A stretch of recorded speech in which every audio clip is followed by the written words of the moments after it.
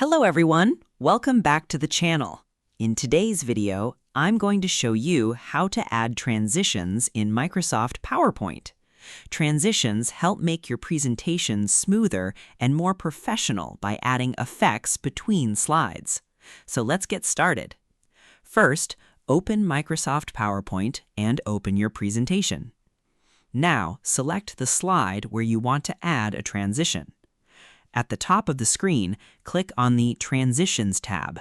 Here, you'll see different transition effects like fade, push, wipe, split, and many more. Simply click on any transition to preview it on your slide.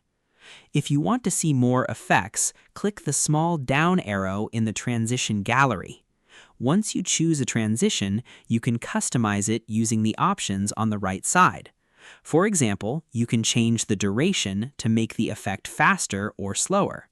You can also add a sound effect if needed, although most professional presentations usually keep sounds disabled. To apply the same transition to every slide, click the Apply to All button. Now, let's preview the presentation. Go to the Slideshow tab and click From Beginning to see how the transitions look during your presentation. Using transitions correctly can make your slides look cleaner and more engaging, but try not to overuse too many different effects. And that's it.